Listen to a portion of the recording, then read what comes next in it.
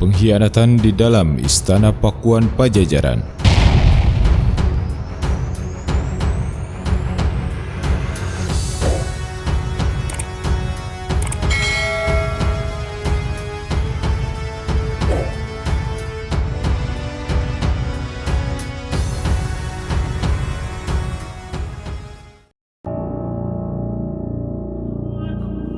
Pajajaran setelah masa kepemimpinan Sri Baduga Maharaja Prabu Jayadewata mengalami banyak peristiwa besar. Di antaranya serangan besar dari Kesultanan Banten dibantu oleh Cirebon dan Demak hingga berakhirnya tahta kerajaan Pajajaran. Akibat dari dua periode kepemimpinan di Pajajaran, yaitu pada masa Ratu Dewata dan Ratu Sakti yang tidak mengelola kerajaan dengan baik, keadaan Pakuan Pajajaran semakin merosot. Namun demikian, kekuatan pasukan serta benteng Istana Pakuan Pajajaran peninggalan Sri Baduga Maharaja tetap saja kokoh. Sangat sulit untuk ditembus dan dihancurkan oleh musuh yang mencoba untuk menyerang istana. Itu terbukti dari percobaan penyerangan pasukan besar Banten yang dipimpin oleh Sultan Hasanuddin yang mengalami beberapa kali kegagalan. Hingga pada masa raja berikutnya, yaitu masa Prabu Nilakrendra, serangan besar Banten yang dipimpin oleh Panembahan Yusuf berhasil menaklukkan Istana Pakuan Pajajaran. Menurut babat cerita Banten dan diceritakan dalam Pantun Bogor, Carita Dadap Malang Sisi Cimandiri, kekalahan pasukan Pajajaran serta jebolnya pertahanan Istana Pakuan akibat dari pengkhianatan pejabat tinggi kerajaan Pajajaran yang bernama Jaya Antea. Jaya Antea merupakan salah satu orang kepercayaan di Istana Pakuan Pajajaran. Ia memiliki kecerdasan dalam tata kelola pemerintahan serta seorang yang sakti mandraguna. Jaya Antea dipercaya menjabat Mantri Majeti atau sekretaris kerajaan di Pakuan Pajajaran. Ada pula yang menyebutkan ia seorang patih kerajaan. Dalam keadaan semakin lemahnya Pakuan Pajajaran, Jaya Antea merasa mampu dan menginginkan tahta kerajaan. Namun hal itu tidak mungkin dapat tercapai mengingat Jaya Antea bukan putra mahkota kerajaan. Impian serta keinginan akan kekuasaan Pajajaran yang tidak tercapai membuat Jaya Antea berbalik membenci serta berkhianat terhadap Pajajaran. Pengkhianatan Jaya Antea diawali dengan menghasut orang-orang dalam istana untuk tidak patuh lagi terhadap raja dan meninggalkan istana. Tak hanya orang dalam istana saja, banyak dari para tumenggung, adipati serta punggawa yang tersebar di wilayah bawahan Pajajaran pun menjadi target sasaran misi Jaya Antea. Keadaan Pakuan Pajajaran semakin mengalami kemunduran. Banyak dari para adipati serta rakyat Pajajaran meninggalkan Pakuan. Hal itu terjadi bukan hanya karena keadaan kerajaan yang semakin melemah saja, namun pengaruh besar Islam yang semakin kuat di wilayah Pajajaran yang membuat banyak rakyat Pajajaran meninggalkan kepercayaan lamanya dan memeluk agama Islam. Keadaan ini pun diperkuat oleh hasutan dari Jaya Antea yang semakin memperburuk keadaan. Namun dari sekian banyak rakyat serta para adipati yang berbelok, para punggawa serta abdi dalam istana tetap patuh dan setia terhadap Pajajaran. Mereka tetap bertahan menjaga keamanan istana sampai titik darah penghabisan. Pengkhianatan Jaya Antea terhadap Pajajaran semata-mata bermula bukan hanya karena soal tahta kerajaan.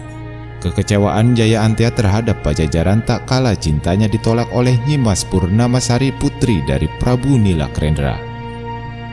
Jaya Antea sangat mencintai Nyi Mas Purnamasari dan ia pun mempunyai harapan besar. Jika Nyi Mas Purnamasari menjadi istrinya, maka Jaya Antea memiliki peluang besar untuk mendapatkan tahta kerajaan. Rasa cinta Jaya Antea terhadap Nyi Mas Purnamasari semakin hari semakin dalam, hingga pada suatu ketika Jaya Antea memberanikan diri untuk meminang putri Pajajaran tersebut.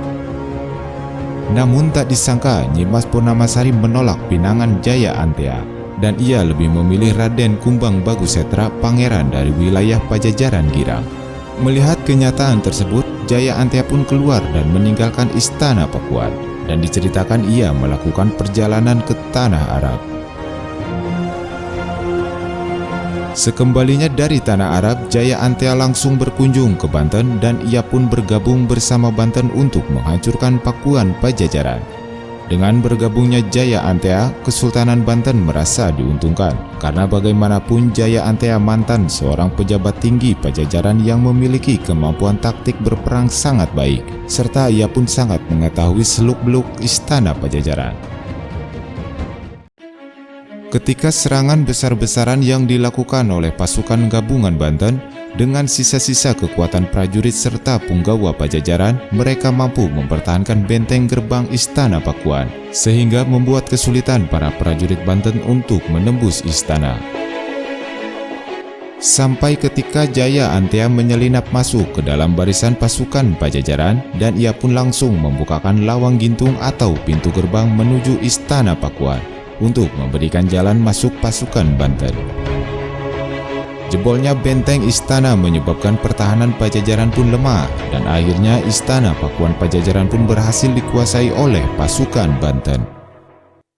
Sebelum dikuasainya istana Pakuan dan kalahnya pasukan Pajajaran, diceritakan Prabu Nilakrendra telah meninggalkan istana dengan beberapa pengawalnya. Sang Prabu memilih untuk meninggalkan hal duniawi dan mengambil jalan untuk memperdalam ilmu keagamaan. Sementara itu, kelompok kecil dari Nyimas Purnamasari pun ikut meninggalkan istana bersama suaminya Raden Kumbang Bagusetra yang belum lama melangsungkan pernikahan. Dalam rombongan Nyimas Purnamasari terdapat seorang punggawa inti kerajaan yang bernama Rakean Kalang Sunda. Rakean Kalang Sunda salah satu kesatria sakti kepercayaan istana yang mendapatkan tugas untuk mengawal serta menjaga keselamatan Nyimas Purnamasari beserta keluarga. Mengetahui Nyimas Purnamasari dan suaminya kabur meninggalkan istana Pakuan, Jaya Antea yang telah gelap mata karena rasa kecewa yang sangat dalam, bersama pasukannya ia berusaha keras mengejar kelompok kecil Nyimas Purnamasari. Di sepanjang perjalanan terjadi pertempuran di antara keduanya. Pasukan dari Jaya Antea pun satu persatu tumbang di tangan Rakean Kalasunda. Begitupun sebaliknya, dari pihak Nyimas Purnamasari banyak prajurit pengawal yang meregang nyawa dalam pelarian tersebut. Jaya Antea terus-menerus melakukan pengejaran ke wilayah selatan, dan akhirnya rombongan Nyimas Purnamasari pun dapat dikejar dan diberhentikan. Kemudian terjadilah perang tanding antara Jaya Antea melawan Raden Kumbang Bagusetra suami Nyimas Purnamasari. Dalam perkelahian tersebut, Raden Kumbang Bagusetra tidak mampu menandingi kesaktian Jaya Antea, dan ia pun gugur di tangan Jaya Antea. Upaya pengejaran tetap dilakukan oleh Jaya Antea hingga mendapat perlawanan dari Nyimas Purnamasari. Melihat itu, Rakean Kalang Sunda mengambil tindakan dan terjadilah perkelahian antara Jaya Antea dengan Rakean Kalang Sunda.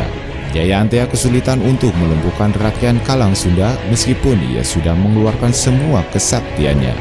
Setelah melewati perkelahian yang sangat sengit, akhirnya Jaya Antea berhasil ditaklukkan oleh Rakean Kalang Sunda dan ia pun menyerah serta mengaku kalah. Kalahnya pasukan dan jebolnya benteng pertahanan istana Pakuan yang mengakibatkan runtuhnya tahta kerajaan Pajajaran, salah satu penyebab utamanya adalah pengkhianatan Jaya Antea.